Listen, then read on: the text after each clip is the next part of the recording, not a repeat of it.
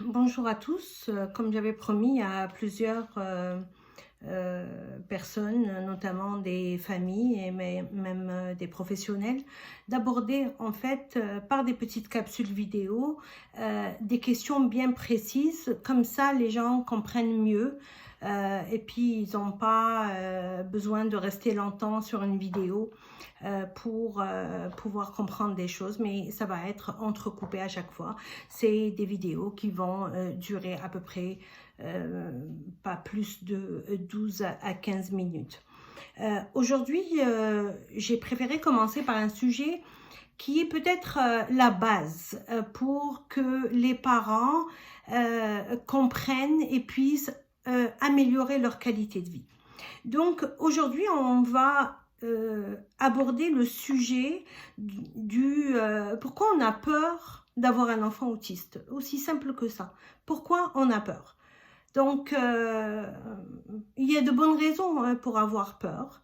Donc, la première raison, c'est tout ce qu'on entend avant d'être concerné, tout ce qu'on entend dans les médias, dans les versions, en fait, ce qu'on entend, des fois, c'est très peu positif, c'est souvent négatif. On entend la souffrance des parents, on entend des experts dans la version aussi, elle diffère d'un expert à un autre.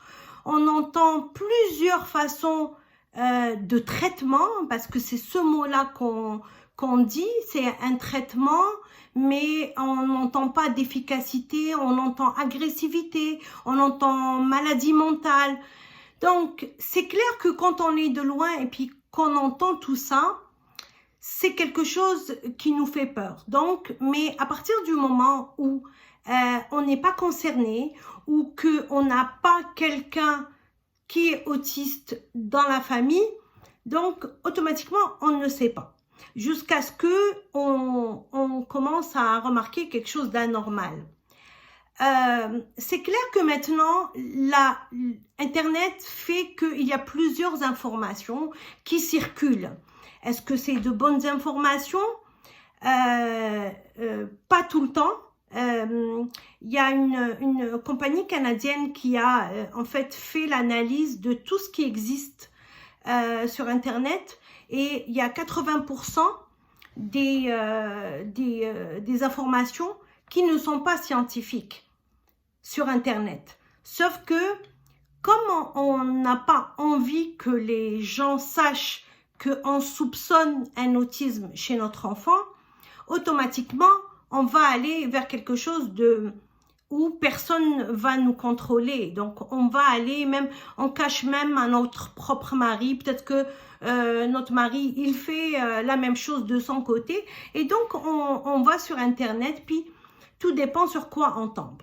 Et on commence à paniquer, à avoir peur, parce que chacun, qu'est-ce qu'il dit? Et on voit, en fait, ce qui va augmenter notre angoisse, c'est la variation de l'information. Et quand vous passez cette étape-là, je veux dire du doute personnel à votre niveau, des fois, même ce doute-là, il tarde. La durée, elle est vraiment longue parce qu'on n'a pas d'enfant avant. Quand on a un enfant avant l'enfant qui est autiste, eh ben, ça nous permet de comparer. Donc, on se rend compte très vite de certaines différences qui existent entre notre enfant autiste et notre enfant qui n'est pas autiste, qui est né avant. Mais souvent, quand c'est un premier enfant, on a du mal. On a du mal parce qu'on n'a pas un comparatif. Et ce qui se passe, c'est que on fait souvent appel à la famille, à nos mères, à notre grand-mère, à des collègues. Et là, il y a aussi une variation. Ben, chacun, qu'est-ce qu'il va dire? Parce que, en fait, cet enfant, ce que vous allez leur décrire, ne va pas correspondre à ce qu'ils ont comme expérience. Parce que votre enfant est né sans mode d'emploi. Un enfant qui n'est pas autiste, ben, généralement, on a un mode d'emploi. Notre mère, notre belle-mère, nos tantes, notre famille, nos collègues, les livres nous préparent à accueillir cet enfant et comment l'élever. Mais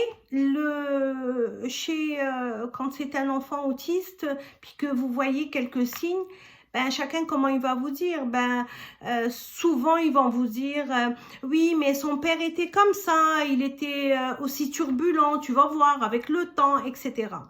Avec le temps, au début, ça va beaucoup vous rassurer parce que vous n'avez pas envie, de toute façon, que ça soit un autiste. Vous n'avez pas envie, vous refusez cela. Donc, ça va vous faire plaisir quand quelqu'un, il va dans votre sens. Mais avec le temps, vous allez voir que ce n'est pas suffisant parce que, en fait, votre difficulté, elle est là, elle est tous les jours, elle ne va pas disparaître parce qu'on vous a dit ça. Puis vous avez beau vous mentir, ben ça ne sert à rien. Ça ne sert à rien parce que ça n'évolue pas. Donc, ce que vous vivez, tout le monde l'a vécu. Tous les parents d'enfants autistes ont vécu la même chose que vous. Donc, si tout le monde a vécu la même chose que vous, c'est que c'est normal. C'est que c'est une réaction normale.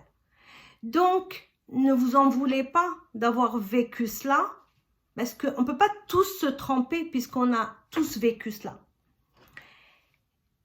Mais, quand vous acceptez qu'il y a quelque chose d'anormal, la deuxième étape va vers les professionnels. Alors, les professionnels, malheureusement, il y a aussi une variation dans les attitudes. Dans les pays industrialisés qui ont beaucoup d'expérience avec l'autisme, maintenant, il existe des grilles, etc. Des fois, l'attente pour faire cette évaluation, elle est un peu longue, mais les grilles font que généralement, on arrive à porter le diagnostic. Dans les pays où c'est nouveau l'autisme, il faut savoir que ce n'était pas dans nos formations médicales, c'était un seul cours dans le programme médical. Je parle par exemple, en Algérie. Mais pour ces nouvelles générations, je pense que c'est en train d'évoluer. Mais vu qu'on a peu d'expérience avec l'autisme, en fait, ça diffère d'un expert à un autre. Et automatiquement, le fait qu'on ne soit pas catégorique, votre enfant est comme ça, et il va falloir le prendre en charge pour qu'il puisse s'intégrer dans la société. Donc, la première chose qui vous déroute, c'est la variation du discours des professionnels, parce que vous allez souvent chercher d'autres professionnels qui vont vous dire ce que vous avez envie d'entendre. Donc, même cette attitude, beaucoup l'ont vécu. Parce qu'on veut écouter ce qu'on a envie et on veut chercher quelqu'un qui va nous dire « Votre enfant n'est pas autiste ». C'est un processus normal. On est dans ce processus de deuil du refus. Le refus, c'est plus le refus avant d'arriver au deuil. Et juste après,